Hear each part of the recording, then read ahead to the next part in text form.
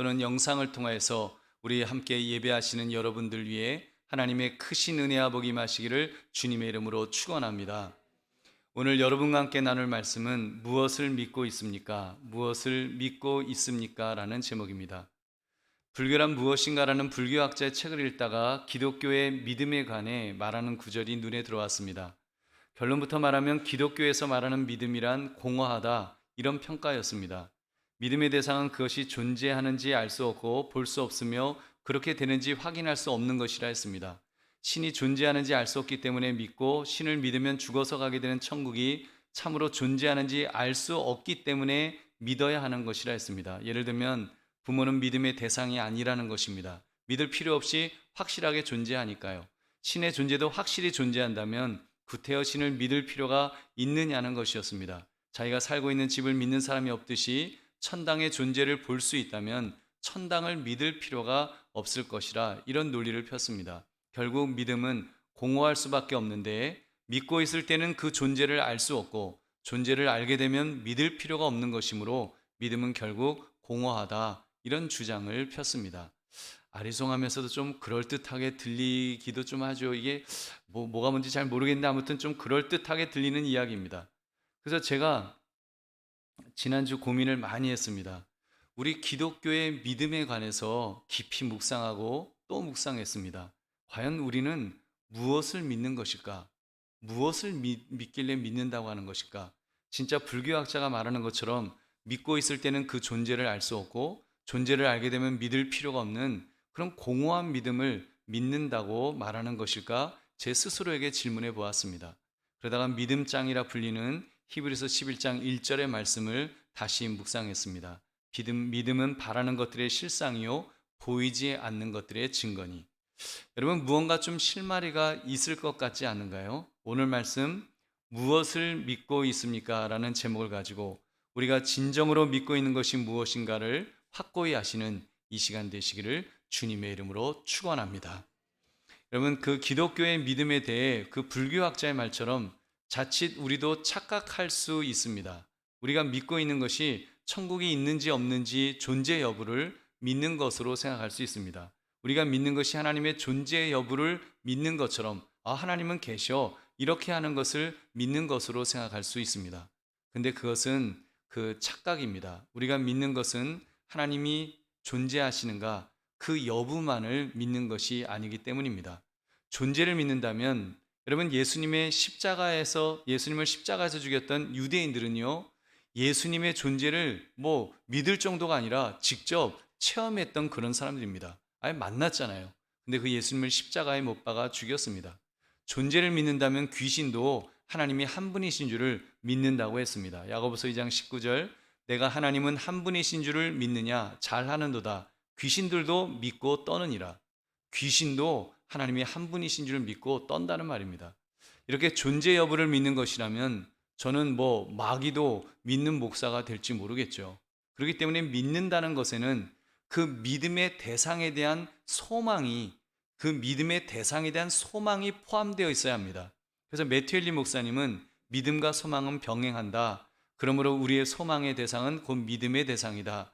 믿음은 하나님께서 그리스도 안에서 우리에게 약속하신 모든 약속을 반드시 행하실 것이라고 굳게 확신하고 기대하는 것이다. 이런 확신은 매우 강한 것으로 우리의 영혼에 마치 그러한 것들을 소유한 것과 같은 그런 기분을 준다. 믿음 안에서 사는 자들은 말할 수 없는 기쁨과 넘치는 영광으로 충만하다. 그리스도께서는 믿음으로 말미암아 우리의 영혼 가운데 거하시며 우리의 영혼은 하나님의 충만한 것들로 가득하다. 이런 말을 했습니다. 여러분, 이것이 바로 오늘 본문 히브리서 11장 1절의 내용이 아니겠습니까? 믿음은 바라는 것들의 실상이요 보지 못하는 것의 증거다. 여러분, 실상이라는 이 단어는 바라는 것의 토대, 확신, 보증, 보장이라는 그런 의미의 단어입니다. 실상이라는 이 단어 하나만 보아도 믿음이 무엇인지를 우리가 깨달을 수 있습니다. 믿음이란 실체에 대한 실질적인 소유라고 말할 수 있을 것입니다.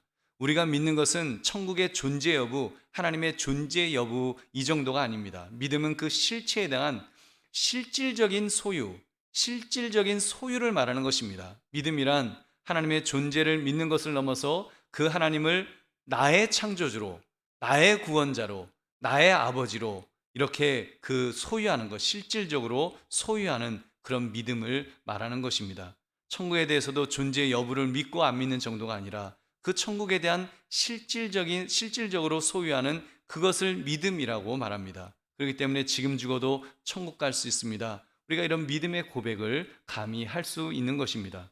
즉 믿음이란 하나님의 약속에 대한 실상, 즉 보이지 않는 것들의 증거를 실효적으로 소유하는 것입니다. 실효적으로 소유한다. 그래서 믿음은 실효적인 능력을 경험할 수 있어야 됩니다.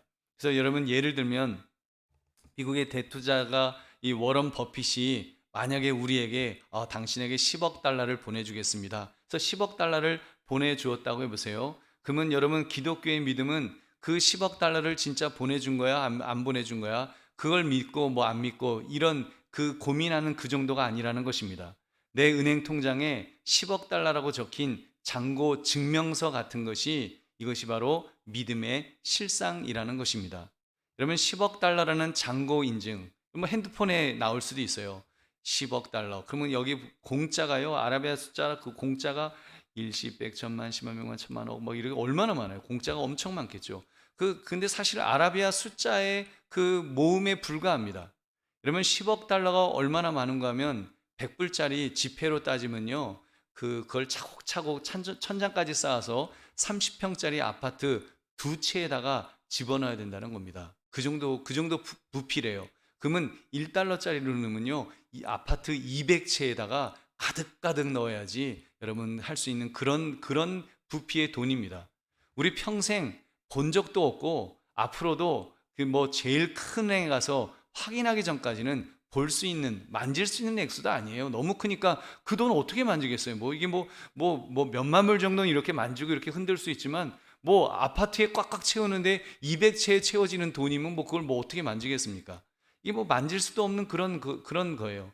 근데 그 은행 잔고에 10억 달러라고 쓰여 있는 증서, 여러분 그것만 있으면 여러분 그 이전의 삶과는 완전히 다른 삶을 살게 될 것입니다.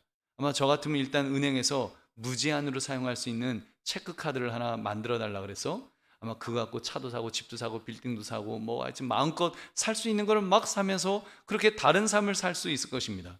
믿음은 바로 그렇게 실제에 대한 실질적인 소유, 즉 소유 증서와 같다라고 그렇게 말하는 것입니다. 여러분 그렇게 믿을 때 하나님께서 그 믿음에 대한 상으로 그 사람을 인정해 주십니다. 2절에 보니까 선진들이 이로써 증거를 얻었느니라 이렇게 말씀합니다. 선진들이 증거를 얻었다. 이 동사를 우리 개정 성경판에서는 이렇게 능동태처럼 그렇게 오해할 소지가 있습니다. 선진들이 이로써 증거를 삼은 것이다. 이렇게 우리가 오해할 수 있는데 그런 내용이 아니라 수동태의 동사입니다. 하나님으로부터 인정을 받게 되었다. 이런 의미예요. 선진들이 믿을 때 하나님께서 그 믿음을 보시고 인정해 주신다. 상을 주신다라는 그런 의미라는 것입니다. 여러분 실제로 하나님은 우리가 믿을 때 상을 주십니다. 우리가 믿으면 하나님은 그것에 대한 상을 주세요. 약속하신 것을 성취하도록 하나님께서 믿어라 그러면 이렇게 해주겠다 하시는 그 약속을 성취하도록 그렇게 상을 주신다는 사실입니다. 요한복음 3장 15절 16절 이는 그를 믿는 자마다 영생을 얻게 하려 하심이니라. 하나님이 세상을 이처럼 사랑하사 독생자를 주셨으니 이는 그를 믿는 자마다 멸망하지 않고 영생을 얻게 하려 하심이라. 아멘. 여러분 우리가 믿을 때 영생을 얻게 해준다고 하셨습니다. 요한복음 5장 24절에도 내가 진실로 너희에게 이르노니 내 말을 듣고 또 나 보내신 이를 믿는 자는 영생을 얻었고 심판에 이르지 아니하느니 사망에서 생명으로 옮겼느니라. 여러분 믿는 자는 무엇을 얻도록 해주셨다고 하셨습니까? 영생을 얻게 해주셨습니다. 그래서 심판에 이르지 않고 사망에서 생명으로 옮겨졌노라고 말씀합니다. 할렐루야. 여러분 우리는 이러한 상을 믿음을 통해서 이미 얻은 사람들입니다. 여러분 즉 믿음을 통해 하나님의 약속을 성취한 사람이라는 말입니다. 그 약속 중 아직 성취되지 않은 미래적인 부분도 있지만 이미 성취된 부분도 분명히 있습니다. 특히 하나님의 나라 천국이 이중적인 그런 면이 있습니다. 이미 이 땅에 임한 하나님의 나라가 있고 아직 임하지 않은, 그래서 앞으로 임하게 될 하나님의 나라가 있습니다. 그렇기 때문에 믿음은 이미 이 땅에서 도래한 하나님의 나라를 누리면서 살 수 있도록 그렇게 만들어줍니다. 여러분 보십시오. 과거 하나님을 믿기 전에는 지옥 같은 삶을 살았던 사람이 이제는 이미 도래한 천국을 맛보면서 살 수 있게 됩니다. 과거 불안, 불만, 불평 속에 살던 사람이 이제는 평안과 감사와 감격 속에 사는 사람으로 변화됩니다. 어떻게 여러분 이것이 가능할까요? 완전한 행복, 완전한 평안, 완전한 기쁨이 있는 나라까지는 아직은 아니지만 지금 예고편처럼 이미 도래한 그 하나님의 나라만으로도 우리는 엄청난 것을 누릴 수 있기 때문입니다. 그렇기 때문에 믿음의 사람은 죽음 앞에서도 죽음을 초월한 듯한 그런 고백을 하죠. 죽음 앞에서도 삶은 좋고요. 죽음은 더 좋아요. 나는 그 죽음은 천국 갈 줄 믿습니다 하면서 이게 천국 갈지도 몰라요. 그게 아니에요. 난 그냥 죽으면 천국 그냥 들어갑니다. 문 열고 들어가듯이, 내 집 들어가듯이 나는 죽음은 그렇게 들어갈 수 있어요. 딱 그러면서 살아갈 수 있게 되는 것입니다. 아직 도래하지 않은 천국이지만 이미 도래한 천국 안에서 그것을 확신할 수 있습니다. 그런 사람은 어떻게 세상이 그런 사람을 감당할 수가 있겠습니까?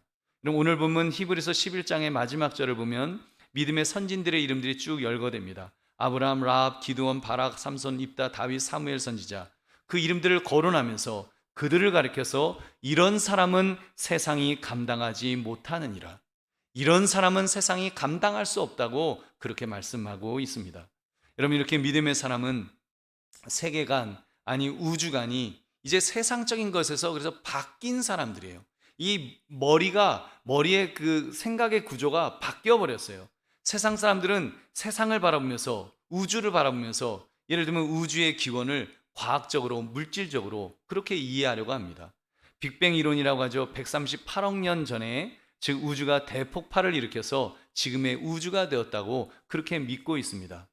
저는 우주의 이 크기만 하더라도 너무 커서 이건 믿음의 영역에서 이건 이해해야지 과학의 영역에서는 알 수 있는 것이 별로 없다라고 저는 생각합니다.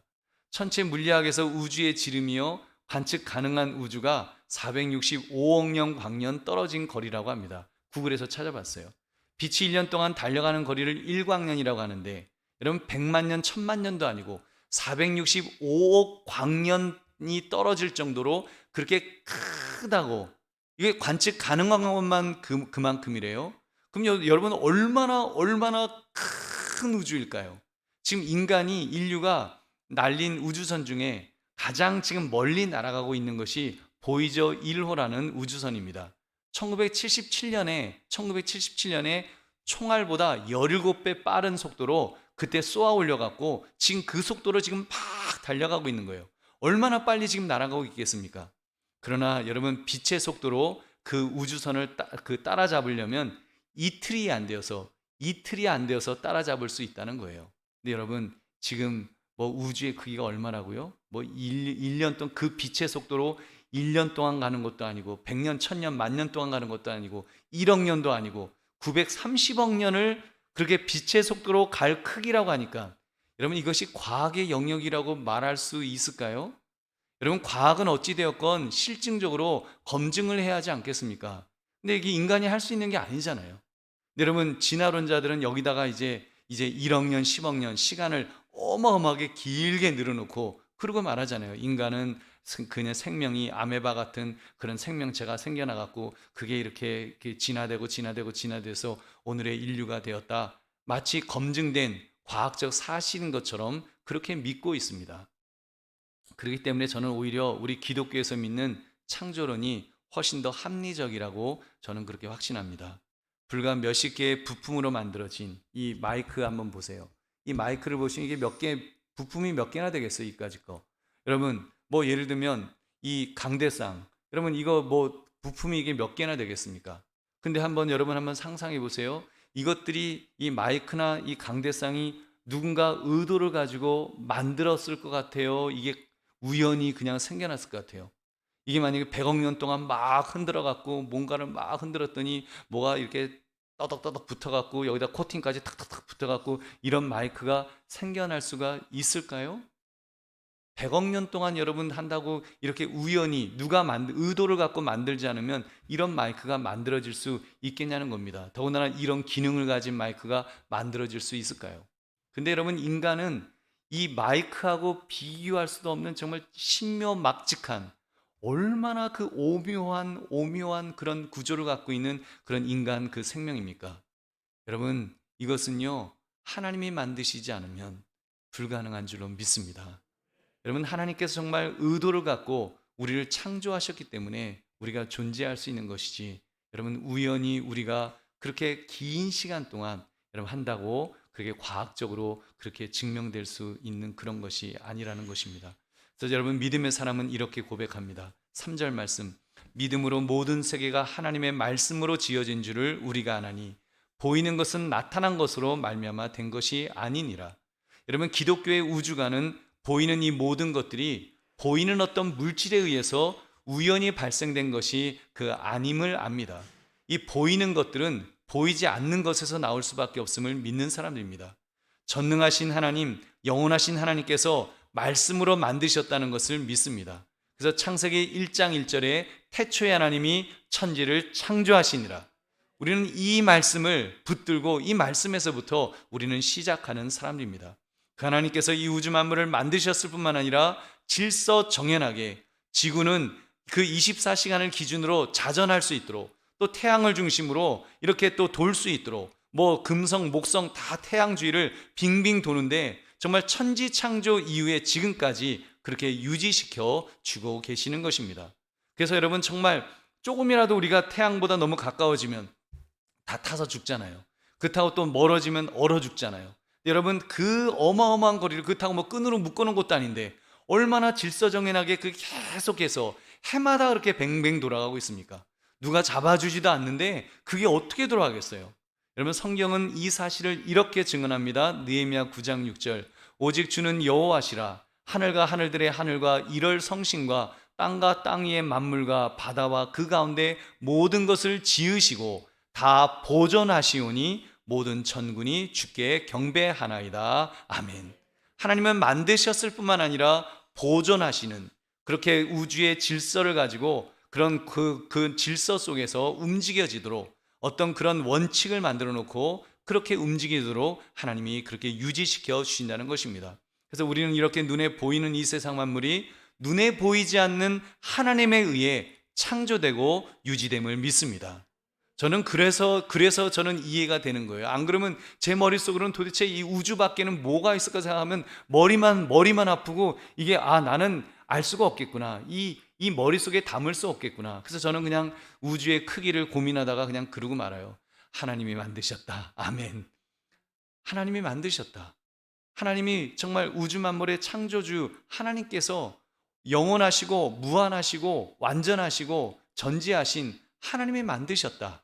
여러분, 이것 말고는 우리가 더 이상 우리가 이해할 수도, 우리가 우주조차도 우리 머릿속으로 이해할 수 없다는 사실입니다. 저는 그래서 하나님을 믿어요. 그래서 그런 믿음 가지고 그 창조 질서를 진화론자의 주장보다 더 확실한 불변의 진리로 믿습니다. 왜냐하면 우리가 눈으로 본다고 해서 우리 눈이 실체를 정확하게 볼 수 있는 것이 아니기 때문입니다. 여러분, 우리가 지금 보고 있는 것, 여러분, 내가 이렇게 뭐 이거 컵을 본다 이런다고 여러분 이게 정확하게 내가 뭔가를 보고 있는 걸까요?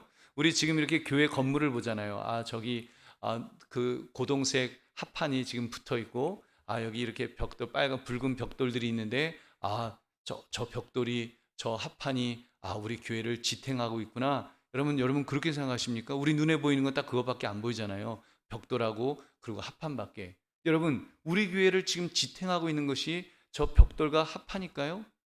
여러분, 아니에요.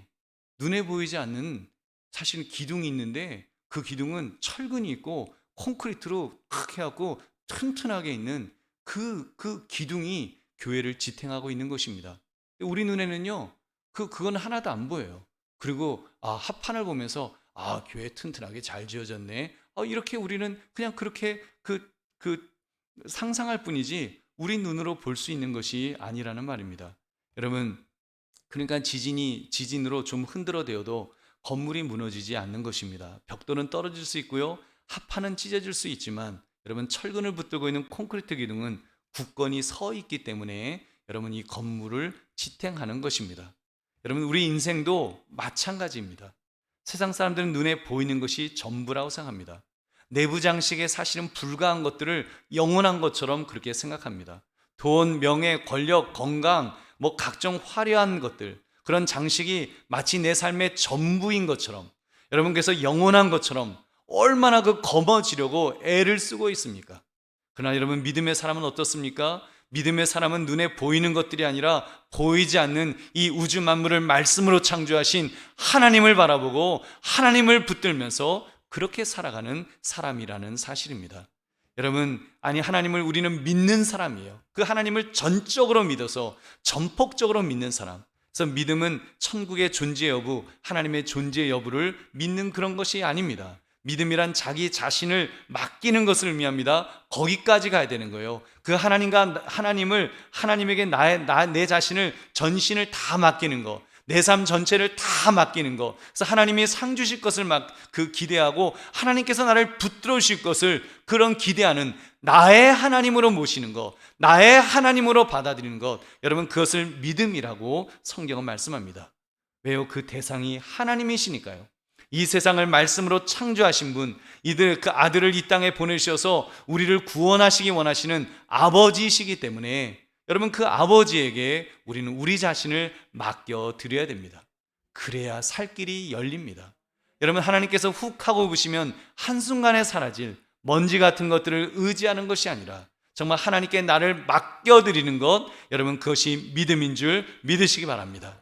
우리 사랑하는 성도님들, 우리 인간이 정말로요, 얼마나 믿을 수 없는, 내가 내 자신을 믿을 수 없는 그런 존재인지요.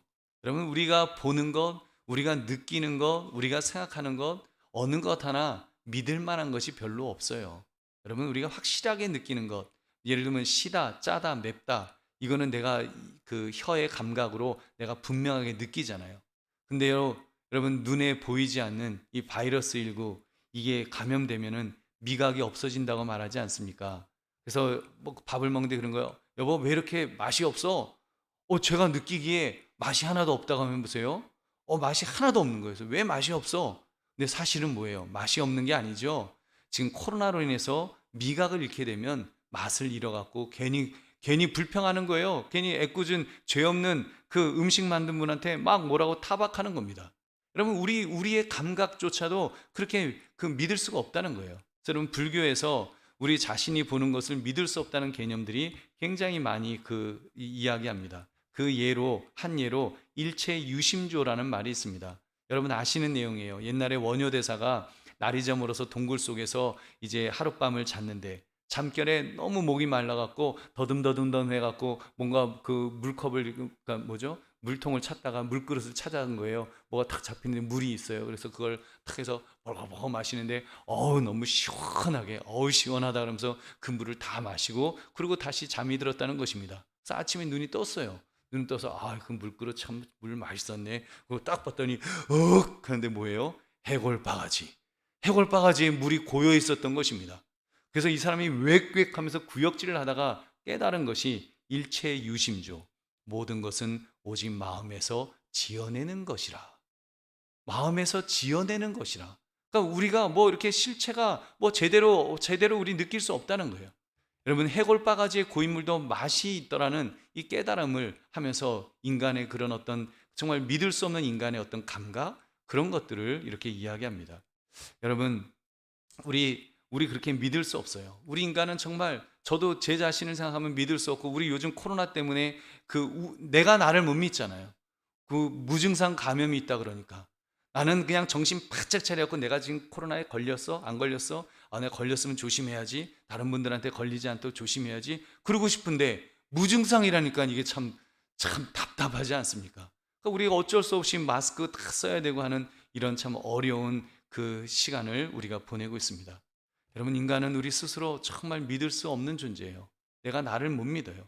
막 힘이 이렇게 센 사람도, 근육이 막 이렇게 붙어 있는 사람도, 나는 힘이 있어. 그래도요, 그분이 어느 날 병원에 간 거예요. 병원에 갔더니 의사 선생님이 검사를 다 한 다음에, 당신은 지금 위암 말기로 당장 수술하지 않으면 곧 죽습니다. 딱 그렇게 말하면요, 아무리 힘 있는 사람이 나는 힘이 있으니까, 나는 근육이 있으니까 괜찮아. 여러분, 그럴 사람이 어디 있어요? 그냥 그 사람은요, 그냥 의사 선생님 바지가랑이 딱 잡고, 선생님 살려주세요, 살려주세요, 그래야 되는 거예요. 그리고 선생님, 그저 저요, 그냥 제가 수술대에 누울 테니까 그냥 수술 칼로 제 배를 쭉 해서서 그냥 위를 잘라내시든지, 보시고서 췌장도 안 좋다 싶으면 췌장도 좀 잘라주시고, 하여튼 다 이렇게 하셔갖고 저 좀 살려주세요, 저 그냥 다 맡겨드릴게요.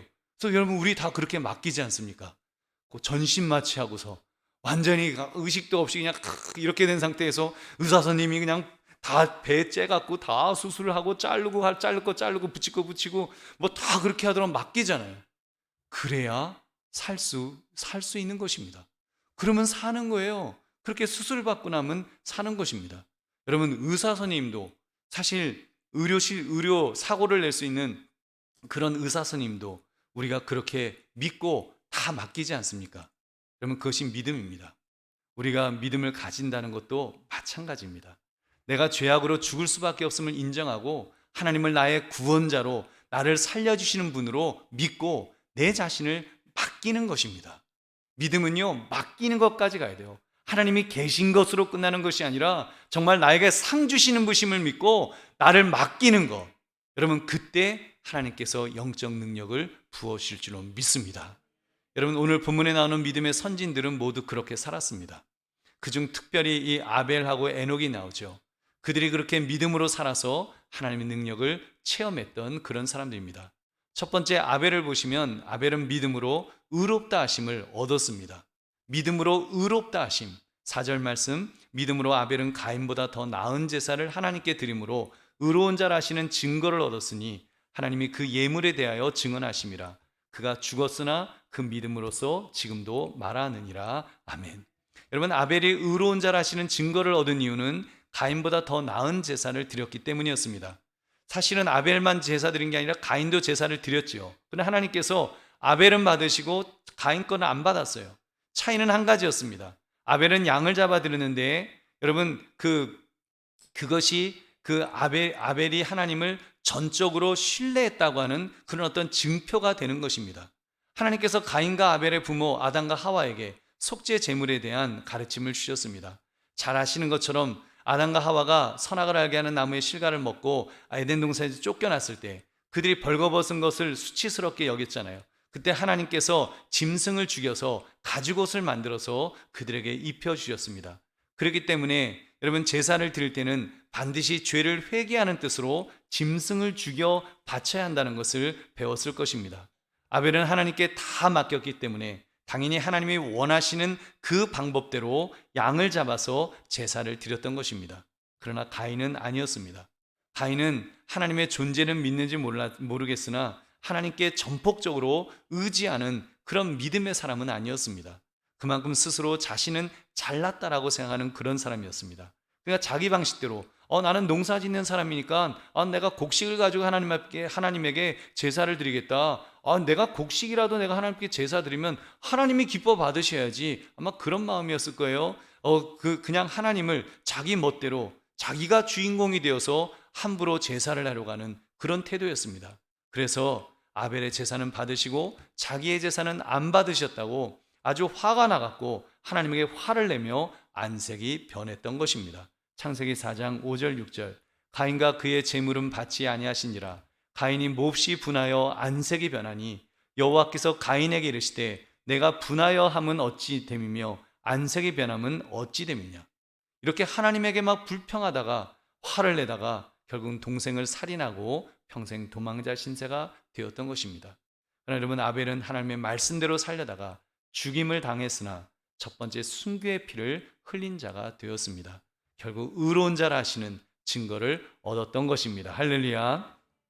사랑하는 성도님들, 우리가 무엇을 믿느냐라는 질문에 있어서 이 아벨의 제사는 그래서 무척 중요합니다. 왜냐하면 아벨의 제사를 통해서 예수 그리스도의 십자가 보혈을 예표처럼 발견할 수 있기 때문입니다. 우리의 죄악의 문제, 죄의 삭은 사망이라는 말씀대로 죽을 수밖에 없었을 때 여러분, 살 길은 예수의 십자가 보혈밖에 없는 줄로 믿습니다. 여러분, 이것을 의지하는 것입니다. 이것이 믿음의 핵심인데 아벨의 제사가 그 십자가 보혈을 보여주셨습니다. 여러분, 그러므로 우리는 아벨의 제사를 통해 진정으로 믿고 붙들어야 할 예수 그리스도를 바라보게 됩니다. 나를 사망으로 끌고 가는 죄악의 문제, 내가 정말 질질 죄악으로 끌려갈 수밖에 없을 때 우리가 할 수 있는 것은 그때 한 가지가 있습니다. 내가 예수 그리스도를 향해서 예수님, 내가 예수님을 믿습니다. 기도로 외치는 것입니다. 주여 나를 살려주시옵소서. 여러분, 정말 우리가 예수님을 믿는다는 것은 그 예수님께 예수님 나의 구원자시죠? 나를 살려주세요. 내가 나를 드릴게요. 나의 인생을 드릴게요. 예수님, 나를 예수님께서 예수님의 방법으로 그렇게 취급해 주세요. 처분해 주세요. 그냥 주님에게 다 처분을 맡기는, 여러분, 그 삶이 그것이 진정한 믿는 자의 그런 모습이라는 것입니다. 근데 여러분, 우리 사람들은 보면 그 정반대로 뭔가 좀 교만한 모습이 있어요. 인간적으로 생각해요. 사람이 그래도 아무리 하나님 앞이지만 내가 그래도 가오가 있지. 내가 지은 죄가 있는데 내가 공짜로 용서해 달라고 내가 말할 수 있느냐. 내가 그래도 좀 착한 일 좀 하고 공로를 좀 쌓아서 내가 그 공적을 가지고 하나님에게 보여드리면서 하나님, 그래도 내가 이만큼 했으니까 좀 죄 좀 용서해 주십시오. 내가 좀 그래야지 좀 이게 낯이 서겠다. 여러분, 그렇게 생각할 수 있어요. 그것은요, 여러분, 신앙이 아닙니다. 그것은 불신앙이에요. 자기의 교만함을 하나님 앞에 그 보이는 것밖에 안 되는 것입니다. 우리는 하나님 앞에는 그냥 납작 엎드려서 그냥 주여 나는 죄인으로서이다. 주여 나를 불쌍히 여기소서 하면서 주님 앞에 엎드리고 내 자신을 다 맡기는 것, 전폭적으로 하나님께 다 맡기는 것, 여러분, 그것이 믿음인 줄로 믿습니다. 하나님은 이미 구원의 길을 우리에게 다 보여주셨습니다. 요한복음 3장 16절, 하나님이 세상을 이처럼 사랑하사 독생자를 주셨으니 이는 그를 믿는 자마다 멸망하지 않고 영생을 얻게 하려 하심이라.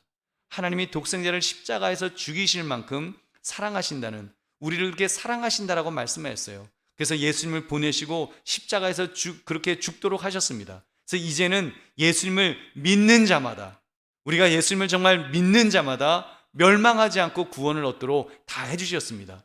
우리는 믿기만 하면 되는 거예요. 그래서 믿는다고 하는 것은요, 지식적으로 믿는 것이 아니라 내 자신을 다 맡겨 드리는 것입니다.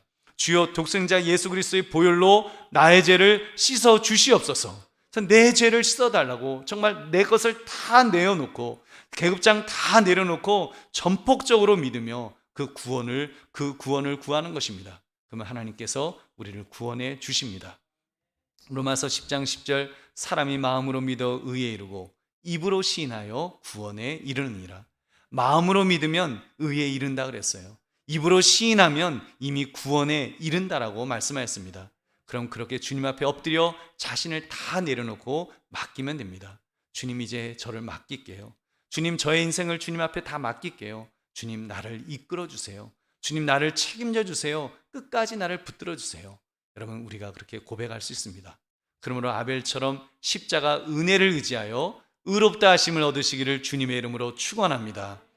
두 번째, 에녹을 보시면 에녹은 믿음으로 하나님과 동행하며 구원의 능력을 얻었습니다. 5절 말씀, 믿음으로 에녹은 죽음을 보지 않고 옮겨졌으니 하나님이 그를 옮기심으로 다시 보이지 아니하였느니라. 그는 옮겨지기 전에 하나님을 기쁘시게 하는 자라는 증거를 받았느니라. 여러분, 에녹에 대한 성경 평가는 그는 죽음을 보지 않고 천국 갔다고 했습니다. 여러분, 얼마나 영광스러운 그런 모습입니까? 과연 그가 그럴 수 있었던 것은 에녹은 하나님을 기쁘시게 하는 삶을 살았기 때문입니다. 에녹이 살던 시대, 여러분, 노아 홍수 이전이기 때문에 얼마나 방탕하고 타락해 있었겠습니까? 눈에 보이는 것만 보면서 실컷 먹고 즐기고 모든 것을 누렸습니다. 그런데 이때 에녹만은 그런 세상 사람들과 다른 삶을 살았습니다. 창세기 5장을 보시면 에녹은 300년을 하나님과 동행하며 자녀들을 낳았다고 했습니다. 하나님과 동행하였다. 여러분, 에녹은요, 매일 그렇게 주님과 교제하면서 그렇게 하나님과 동행하는 삶을 살았습니다. 다른 사람들은 하나님의 존재를 몰랐을까요? 알았겠죠. 그러나 지식적으로 알 뿐 자신의 하나님으로 모시지 않았습니다. 그들과 비교할 때 에녹은 달랐습니다. 에녹에게 하나님은 실제적인 분이셨습니다. 관념으로만 존재하셔도 계시면 좋고 안 계셔도 할 수 없고 그런 존재가 아니었습니다. 에녹의 하나님은 실제로 살아계신 하나님이시고 존재하시는 하나님이시고 자기의 생사화복을 주관하시는 그 하나님이셨습니다. 그래서 그 하나님의 말씀이면 그 하나님의 뜻이 무엇인지 그것을 분별하면서 어떻게 하면 하나님의 말씀대로 사는가, 거기에만 집중했던 사람이 바로 에녹이었습니다. 하나님과 동행했다는 것이 구체적으로 어떻게 했다는 것일까요? 이렇게 하나님과 손잡고 쎄쎄쎄 하면서 그렇게 걸어갔다는 그런 의미입니까? 아니죠. 그것은 바로 모든 일에 하나님의 인도하심을 따르는 삶을 살았다는 것입니다. 구체적으로는요, 이런 모습입니다. 하나님의 계명을 지켰다는, 하나님의 계명을 지키며 살았다는 의미입니다. 시편 119편 1절 말씀, 행위가 온전하여 여호와 율법을 따라 행하는 자들은 복이 있으며. 여러분, 율법을 따라 행한다라고 할 때 이 행한다라는 이 단어가 바로 에녹이 동행했다라는 단어와 동일한 단어입니다. 하나님의 말씀을 따라 그 계명을 하나하나 지켜나가는 삶, 그렇게 사는 것이 바로 하나님과 동행하는 바로 그 삶인 것입니다. 여러분, 그렇게 하나님 말씀대로 살면 사실 불이익도 많았겠죠. 여러분, 믿음이 무엇이라고요? 하나님을 믿어 자기 자신을 전폭적으로 하나님께 맡겨 드리는 삶이라고 했습니다. 그렇게 할 때 하나님께서 책임져 주실 줄로 믿습니다. 그러면서 하나님께서 막 너무 사랑스러우신 거예요.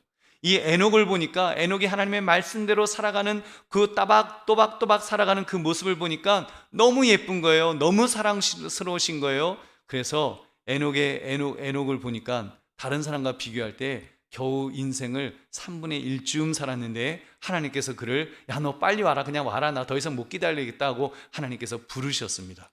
여러분, 에녹의 아버지 야렛은요 962세까지 살았고요, 에녹의 아들 무드셀라는요 969세까지 살았습니다. 유독 에녹만은 불과 365세, 한 3분의 1 조금 넘게 살았는데 하나님께서 그를 부르신 것입니다. 물론 죽었다는 의미가 아니고, 여러분, 죽음을 보지 않고 천국으로 그렇게 하나님의 나라로 그렇게 인도함을 받은 줄로 믿습니다. 여러분, 얼마나 그 멋진 모습입니까? 여러분, 이런 모습이 얼마나 멋져요. 여러분, 에녹 시대 사람들의 모습과 비교할 때 사실 여러분, 우리들도 그런 점에서 한번 우리가 생각해 봐야 됩니다. 에녹은 그렇게 멋지게 살았는데 우리는 과연 이 땅에서 어떻게 살아야 될까? 여러분, 이 땅의 사람들은 지금도 막 먹고 마시며 얼마나 그 건배사에 보니까 마시고 죽자, 오늘 먹고 죽는 거야 그러면서 얼마나 그 허랑방탕하게 정말 그렇게 살아가고 있습니까? 그뿐이 아니죠. 돈에 대해서는 영끌이라 그러잖아요. 영혼까지 끌어모아서 주식을 사고 영혼까지 끌어모아서 집을 사고. 근데 여러분, 영혼까지 끌어모은다는 영끌이 그 말이 얼마나 세속적인 마음을 보여주는 표현인가요? 여러분, 이런 마음으로 수단 방법 가리지 않고 자기 방법대로, 세상의 방법대로 살려고 하는 사람이 이 시대에 얼마나 많습니까? 여러분, 그때 우리는 좀 달라야죠. 우리는 그래도 이 에녹처럼 정말 그렇게 살려고, 하나님과 동행하는 삶을 살려고 애써야 되지 않겠습니까? 여러분, 어떻게 동행할 수 있다고 했습니까? 율법을 따라 행하는 삶이라 그랬습니다. 여러분, 즉 하나님의 말씀, 성경 말씀대로 살려고 애쓰는 그런 삶을 가리킵니다. 여러분, 말씀이 가라는 데까지만 가고 말씀이 멈추라고 하면 거기서 멈추면 됩니다. 그러면 하나님이 책임져 주십니다. 여러분, 하나님이 책임져 주시면 되잖아요. 그래서 하나님이 책임져 주셔서 하나님이 이끌어 가시는 삶, 하나님 보시기에 하나님을 기쁘시게 드리는 삶. 여러분, 하나님께서 정말 이 에녹에 대해 얼마나 기쁘셨으면 그렇게 기다리지 않고 몇백 년을 앞서서 그렇게 불러가셨을까요?